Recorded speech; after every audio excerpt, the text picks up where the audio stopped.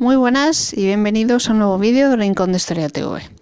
En el vídeo de hoy vamos a seguir por nuestro viaje por el siglo XX, que lo habíamos dejado un poco pausado, y vamos a hablar con algo que es uno de esos grandes temas del siglo XX. Es un tema que genera mucho, genera y generará ríos de tinta, como es la dictadura que sufrimos aquí en España de la mano de Francisco Franco.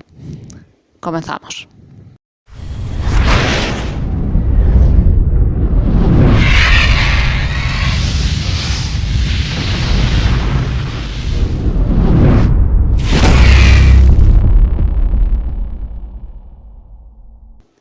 En primer lugar, aquí os doy unas biografías de personas, de algunas personas importantes e influyentes de este momento. En primer lugar tenemos al cuñadísimo Serrano Suñer, nacido en Cartagena el 12 de septiembre de 1901, abogado de profesión. Durante el periodo de la Segunda República fue diputado en las Cortes Republicanas. En estos años mantuvo contactos con numerosas personalidades políticas de la época, como José Antonio Primo de Rivera o José María Gil Robles, líder de la CEDA, del que ya hemos hablado en la Segunda República, que os estará apareciendo por arriba a la derecha. Tras el estallido de la Guerra Civil fue detenido y encarcelado, aunque conseguiría escapar a la zona sublevada. Y vamos a empezar ya con esa configuración, cómo se va configurando lo que posteriormente será la dictadura franquista.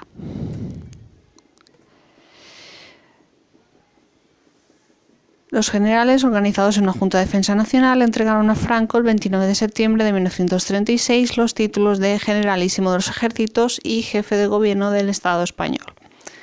A partir de este momento, Franco comenzará a reafirmar su poder y el 30 de enero del 38 se estableció la Ley de Administración Central del Estado, que correspondía al jefe del Estado la suprema potestad de dictar normas jurídicas de carácter general.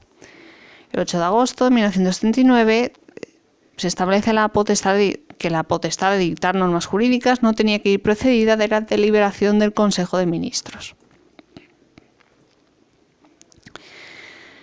El ejército de Marruecos estaba formado por soldados profesionales. Estas unidades estaban al mando de oficiales jóvenes muy ambiciosos, por eso Franco se coloca al frente. Fue el último en incorporarse a la rebelión militar, cuyo jefe era Sanjurjo. Este ejército contó con la ayuda italiana y alemana y se denominó ejército beligerante. En principio, recordemos que hay más generales en torno a Franco. Tenemos a Mola, por otro lado. Hay más generales que están organizando, que son, los cabecillas de esa insurrección, que da lugar a esa guerra civil conflicto del que ya hemos desgranado, del que ya hemos hablado. Una de las reglas básicas de una dictadura es crear un partido único capaz de integrar todos los aspectos, todas las personas, todos los ámbitos de la persona, capaz de regular todo eso. En el caso de la dictadura de Primo de Rivera tuvo su partido único, y en el caso de Franco será Fe de las Jons, que parte de dos partidos políticos preexistentes. Uno es Fe de las Jons y otro es Comunión Tradicionalista, aunque puede hablarse de un tercero que se llama Renovación Española. A esta entidad se le impondrá el ideario falangista, compuesto por 26 puntos. El término partido político no aparece en el texto fundacional del 19 de abril del 37, sino el del Movimiento Nacional, que podría integrar a diversos grupos a los que se ha impuesto el ideario falangista. Fe de las Jons fue creado por el general Franco como partido único, a semejanza de los partidos europeos. El partido único ejerce todos los poderes del Estado e invade todos los campos de la actividad social, como ya he mencionado. En primer lugar, eleva a las principales magistraturas del Estado al jefe de partido, al que rinde un intenso culto de personalidad, cosa que Serrano Suñer, por ejemplo, dirigirá personalmente. El tema de ese culto de la personalidad que habrá en torno a Franco, que se empezará a montar en torno a Franco. El partido único muestra también un especial interés por la burocracia. Se propondrá como objetivo prioritario la intervención y el control de la burocracia a través de la dirección política, la ocupación de puestos importantes de la misma y el nombramiento de inspectores políticos. ¿Qué pasa en la retaguardia mientras tanto? Mientras toda la guerra, todo este conflicto está en alza, está en auge. La persecución se desplegó con una política de actuación en sus diversas formas. La eliminación física, encarcelamientos, exilio, depuraciones eran instrumentos que formaban parte de un todo concebido como el absoluto control político-social de la población. Este entramado legal empezó con la Ley de Responsabilidades Políticas de 9 de febrero del 39 y con la depuración de funcionarios de 10 de febrero del mismo año.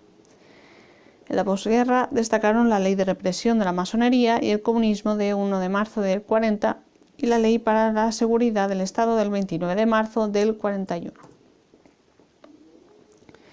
La depuración fue minuciosa y la mera permanencia en la España republicana durante la Guerra Civil bastó para que se iniciase el expediente. Cualquier actitud era motivo de sospecha, como la falta de adhesión entusiasta, la indiferencia o la inhibición. En el propio bando vencedor, los elementos incómodos fueron depurados o apartados. Por ejemplo, combatientes o militares no identificados con el rumbo que Franco había impuesto a la guerra, por ejemplo. ¿Vale? La vida cotidiana quedó atravesada por el síndrome de la represión. El control político de las ciudades quedaba asegurado por una tríada significativa: jefe de barrio, jefe de calle y jefe de casa, todo dependiente de Falange. La Iglesia. ¿Cuál es el papel de la Iglesia en este momento? La Iglesia, que había sido perseguida en la República, como seguiremos desgranando en los vídeos sobre los mártires de la guerra, ¿vale? O sea, la Iglesia lo había pasado bastante mal en esta República. La Iglesia, bueno, en la República anterior a esto. La Iglesia, que había colaborado activamente durante la Guerra Civil, legitimando el discurso de los sublevados con la idea de cruzada, se sintió enormemente aliviada por el triunfo final de Franco. Tenemos el documento con inmenso gozo con el que Pío XII saludó el resultado de la guerra. Tenéis arriba a la derecha mi vídeo sobre Pío XII, sobre el debate que hay, sobre si Pío XII era héroe o villano, su papel durante la Segunda Guerra Mundial, si sabía todo lo que sucedía con los judíos, etc. Os invito a que echéis un vistazo y a ver qué os parece. La provisión de obispos quedó regulada en 1941 por un convenio entre la Santa Sede y el Gobierno. En términos institucionales, la capacidad de la Iglesia se ventilaba en asuntos como la educación, la prensa y las asociaciones católicas.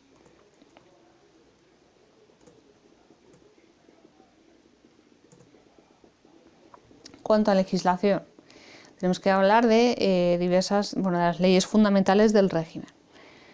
La primera ley, el Foro del Trabajo, se promulga el 9 de marzo de 1938. El 30 de enero del 38, Franco decide formar su primer gobierno a través del Sindicato Único, de afiliación generalizada y obligatoria para obreros y empresarios. El régimen franquista trataba de integrar al mundo del trabajo y de la empresa. ¿Vale? Siempre una dictadura va a intentar, a través del Partido Único, Sindicato Único, controlar todos los aspectos de la sociedad. La organización sindical mantenía unos lazos muy estrechos con el Partido Único. Recibía de sus jefes, se hallaba representada junto a aquel en muchas de las organizaciones e instituciones del Estado, y ambos tenían encomendada la función de difundir y defender la ideología y la obra del Estado Nacional Sindicalista. El régimen franquista niega la libertad de asociación y el pluralismo ideológico, imponiendo la obligación de afiliarse al Sindicato Único. Elimina prácticamente la función representativa, ya que el Sindicato Único es un instrumento del Estado para integrar a los trabajadores en el régimen y no para ejercer la democracia en las empresas, según la concepción clásica, la que tenemos ahora. No reconoce a los trabajadores como colectivo el derecho de reivindicación hasta el 58. Dictando el Estado, entre tanto, a través del Ministerio de Trabajo, el nivel de los salarios, las condiciones y el horario de trabajo. Impide, en consecuencia, la utilización de los procedimientos para hacer efectiva la reivindicación. Siguiente, el Foro de los Españoles, de julio del 45. Fue la tercera ley fundamental elaborada en un contexto muy distinto, un contexto exterior. Porque claro, recordemos que en 1945 es el fin de la Segunda Guerra Mundial. Quienes ganan no gana Hitler, no gana Stalin, no gana todos esos combatientes, ganan los del signo contrario. Por lo tanto, Franco se ve en una situación en la que tiene que virar un poco para pues que no le caiga todo encima, ¿no? Esa colaboración que intentó hacer con Hitler y tal y Mussolini, pues que no se le venga todo en contra, ¿no? Entonces, por eso digo que es un contexto exterior muy distinto. El Foro de los Españoles consistía en una especie de tabla de derechos y deberes que tamizaría el perfil netamente totalitario, pero muy alejados en su naturaleza y garantías de los establecidos en los países democráticos. O sea, es un sí pero no. Es un sí pero no de Franco, por así decir. Según la filosofía expuesta, no se trataba de derechos inherentes a los ciudadanos por el hecho de serlo, sino de una concesión del dictador, una especie de carta otorgada. Ley de sucesión. En julio del 47 se puso en marcha la mecánica del referéndum para someter a votación precisamente una pieza maestra de la dictadura, la ley de sucesión a la jefatura del Estado. Declaraba a España como reino y determinaba las normas que regulaban la sucesión a la jefatura del Estado. El Estado quedaba definido como católico, social y representativo que, de acuerdo con su tradición, se declara constituido en reino. La ley inauguraba dos instituciones derivadas de la nueva situación, el Consejo de Regencia y el Consejo del Reino. Y vamos a ver las instituciones con las que cuenta este régimen. En primer lugar, vemos las Cortes.